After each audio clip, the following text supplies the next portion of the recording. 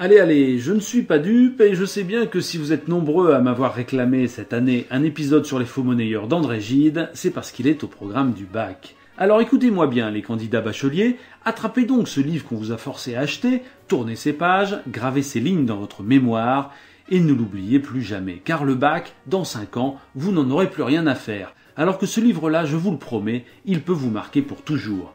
Les faux monnayeurs est un livre vertigineux, comme le sont ces gifs animés dans lesquels on plonge à l'infini. C'est une construction incroyablement intelligente qui, comme toute œuvre intelligente, fait réfléchir ses lecteurs. Réfléchir à quoi ? À la littérature, oui, mais surtout, plus simplement, à la vie, à la réalité, à ce qui est faux et à ce qui est vrai. Alors allons-y sans plus attendre et soulevons le capot de ce livre immense pour en décortiquer la mécanique intime.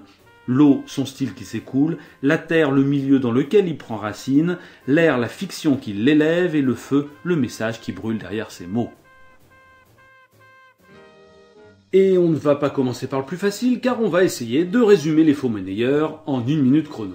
1 minute c'est pas beaucoup, alors faisons simple et disons que les faux monnayeurs, c'est ça. C'est-à-dire un réseau dense et compliqué de personnages, les liens qui les unissent et les histoires qui les traversent. Quelles histoires ? Alors d'abord, par exemple, Bernard découvre que son père n'est pas son père. Il est un bâtard et il le comprend en lisant le courrier secret de sa mère, et alors il prend la fuite. Il y a aussi l'histoire d'Olivier, son ami, qui est poète à ses heures, et qui est recruté bien trop jeune par Robert de Passavant qui lui confie la direction de sa nouvelle revue littéraire. Mais Passavant, apparemment, a en tête d'autres idées moins avouables. Vincent, lui, est le frère d'Olivier. Il est l'amant de Laura, une jeune mariée qu'il a mis enceinte. Laura prend la fuite et ça devient un vrai problème. Et puis Édouard, bien sûr, l'oncle d'Olivier, il est romancier, bourré de principes et de grandes idées. Il projette d'écrire un grand roman qu'il appellera, tenez-vous bien, Les Faux Monnayeurs. Il engage Bernard comme secrétaire et il est amoureux de Laura. Bref, je m'arrêterai ici, mais ce n'est pas tout, loin de là. Des intrigues ce roman en regorge, comme l'histoire de Boris, le petit-fils de Lapérouse, l'ancien professeur de piano d'Édouard, Boris qui sera la victime des jeux cruels de ses camarades de classe, qui sont les enfants des autres personnages, Georges, le petit frère d'Olivier, ou encore Gontran, le frère de Robert de Passavant. Vous l'aurez compris, Les Faux Monnayeurs est un roman difficile à résumer. Et on pourrait même croire, vu comme ça, que c'est une histoire brouillonne, qui part dans tous les sens. Mais ce n'est pas du tout l'impression qu'on en retire en la lisant. Tout, au contraire, y est très clair et bien énoncé. Grâce au style d'abord, qui est très élégant, très littéraire avec un vocabulaire sophistiqué. Gide, par exemple, nous y parle d'un développement rural, d'un paysage déclamatoire ou de manière gourmet.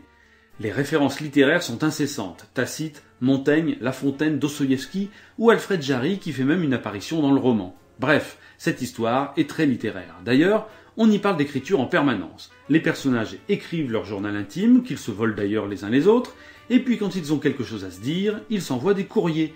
Les personnages principaux, Olivier, Édouard ou Robert de Passavant, sont eux-mêmes des écrivains. On sent donc tous ces gens proches de l'univers que devait vivre André Gide lui-même. Et rapidement, on a la confirmation que la source principale de l'inspiration de Gide, c'est sa propre vie et celle des gens qui l'entourent. Le poids du carcan familial, la superficialité des milieux littéraires, ou encore des troubles de la sexualité étant jeune, des problèmes liés à l'adultère dans son entourage et des tendances homosexuelles. Donc, si nous étions des lecteurs un peu trop superficiels, nous conclurions à un grand roman choral partiellement autobiographique, comme il s'en écrit des tonnes à chaque rentrée littéraire. Pas de quoi en faire un prix Nobel. Heureusement, on ne s'arrête pas là et on y réfléchit un cran plus loin. L'intrigue d'abord. Écoutons Édouard, qui en quelque sorte est l'avatar de Gide lui-même, puisqu'il est dans le roman l'auteur des Faux Monnayeurs, le livre même qu'on est en train de lire. Et voilà ce que Gide fait dire à Édouard. Le sujet de ce roman, il n'en a pas. Une tranche de vie, disait l'école naturaliste. Le grand défaut de cette école, c'est de couper sa tranche toujours dans le même sens, dans le sens du temps. Pour moi, je voudrais ne pas couper du tout. Ah, alors on comprend mieux. D'ailleurs, il enfonce le clou en ajoutant « Un plan pour un livre de ce genre est essentiellement inadmissible. Tout y serait faussé si j'y décidais rien par avance. » Donc, si on le prend au pied de la lettre, on a tout compris. C'est le fameux mythe du romancier qui s'assied devant une page blanche et qui pond d'une traite un chef-d'œuvre intemporel, justement parce qu'il est libre de toute contrainte et s'est laissé guider par ses personnages. C'est une idée qu'on entend souvent dans la bouche de romanciers bien réels. Et puisqu'Édouard lui-même le dit, c'est que ça doit être vrai. Mais bon, si on est un peu curieux, certains détails nous jettent quand même le doute. D'abord, il y a le fond même de l'histoire qui nous est racontée. Une histoire bourrée de hasards incroyables, comme par exemple une affaire sordide de harcèlement entre enfants à la fin du roman qui concerne comme par hasard les enfants même des personnages principaux des autres intrigues. Georges, le petit frère d'Olivier et Vincent, Boris, le petit-fils de la Pérouse, et même Gontran, le petit frère de Robert de Passavant. 3 enfants trempés dans une affaire de fausse monnaie sur laquelle enquête, devinez qui ?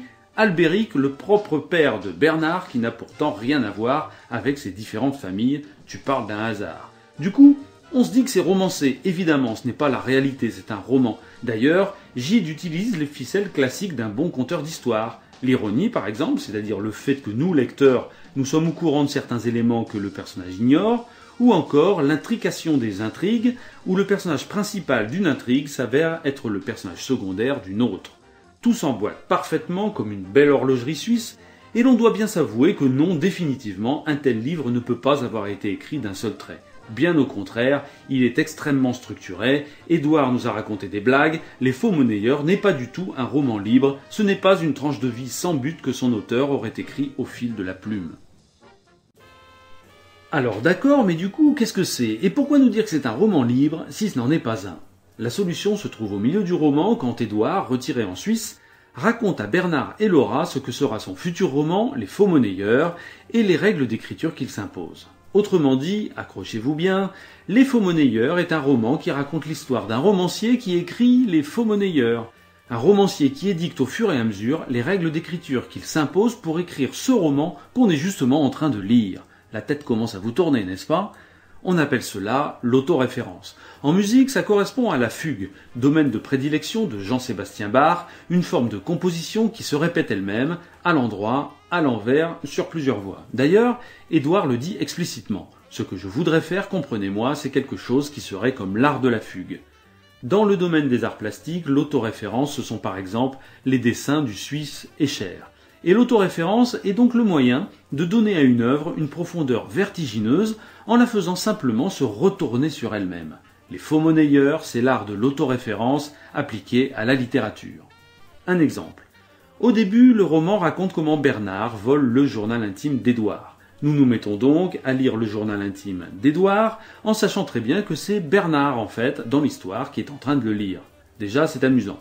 Mais plus tard, alors que l'histoire a avancé, André Gide nous balance un nouvel extrait du journal d'Édouard. Mais cette fois, c'est très différent. Parce qu'aucun personnage n'est en train de le lire avec nous. C'est un peu comme si on venait d'entrer dans l'histoire. Et nous sommes nous-mêmes en train de mettre notre nez dans les affaires des autres. Mieux, vers la fin du livre, le narrateur, c'est-à-dire André Gide lui-même, écrit « Je retrouve sur un carnet quelques phrases où je notais ce que je pensais précédemment. » Ça veut dire que cette fois-ci, c'est l'auteur lui-même qui est en train de lire le carnet. C'est du grand art, on ne sait même plus qui est qui entre l'auteur, le lecteur et les personnages. Autre exemple encore plus étourdissant. Édouard veut convaincre le petit Georges d'arrêter ses trafics de fausses monnaies. Mais comme il ne sait pas comment lui parler, il décide de lui faire lire un passage du livre qu'il est en train d'écrire, Les Faux Monnayeurs. Un passage qui raconte comment le héros, c'est-à-dire lui-même, ne sachant pas comment parler à un adolescent, décide de le lui dire en lui faisant lire un extrait de son livre. On pourrait continuer comme ça à l'infini. Et d'ailleurs, il n'arrive pas à convaincre Georges et il conclut « Mieux vaudrait parler à l'enfant, décidément ». On est d'accord avec lui. Ok, alors si je ne vous ai pas perdu en route, vous êtes peut-être en train de vous dire que tout ça c'est sympathique, mais c'est uniquement une astuce de forme, comme un petit tour de magie amusant. Il est donc temps de nous intéresser au fond. Il est temps de nous poser la seule question qui vaille, pourquoi André Gide a-t-il écrit ce roman? Et la réponse est peut-être dans le titre même sur lequel il insiste tant, Les Faux Monnayeurs. Souvenez-vous. Au tout début, Gide ou Édouard nous explique que son roman doit être une tranche de vie et que ce qu'il recherche avant tout c'est la réalité. Il se compare d'ailleurs aux auteurs naturalistes. Et puis comme on l'a vu, on comprend que son roman est trop construit, trop littéraire pour être une simple image de la réalité. D'ailleurs, il nous le dit à demi-mot. Ce que je veux, c'est présenter d'une part la réalité et présenter d'autre part cet effort pour la styliser. Ah, c'est déjà très différent. Son roman ce n'est plus la réalité, c'en est une version stylisée. Son but est donc bien de dépeindre la réalité, mais à sa manière magistrale, voyez comment il fait. Petit 1, il nous raconte l'histoire d'un romancier qui écrit un livre. Petit 2, il nous fait bien comprendre, par un mécanisme vertigineux d'autoréférence, que ce romancier, c'est lui-même, et que le livre qu'il écrit, c'est justement celui qu'on est en train de lire. On se dit donc que ce qu'on est en train de lire, ce n'est pas un roman, c'est la réalité. Mais, petit 3, il instille le doute. L'histoire est trop construite, les personnages ne sont pas réels. Et petit 4, même les personnages du roman se rendent compte du problème. Édouard s'exclame par exemple « Presque tous les gens que j'ai connus sonnent faux ». Alors petit 5, c'est là que l'effet d'autoréférence nous frappe de plein fouet. À force de mélanger le roman et la réalité, d'inclure le lecteur dans le roman et d'en sortir les personnages, on finit par se dire que le roman est la réalité, ce qui est la position habituelle des naturalistes, mais aussi que la réalité est le roman. Alors, comme disait Édouard, si les gens sonnent faux dans le roman, est-ce qu'ils sonnent faux aussi dans la réalité ? Édouard André Gide écrit « Pendant que le savant cherche, l'artiste trouve. Celui qui creuse s'enfonce et qui s'enfonce s'aveugle. La vérité, c'est l'apparence. » La vérité, c'est l'apparence. Quelle phrase merveilleuse et quel montage vertigineux. André Gide écrit la réalité, mais ces personnages sonnent faux, parce que nous aussi nous sonnons faux, parce que la réalité est fausse, elle n'est qu'apparence. Dans un monde où chacun triche, conclut Édouard, c'est l'homme vrai qui fait figure de charlatan.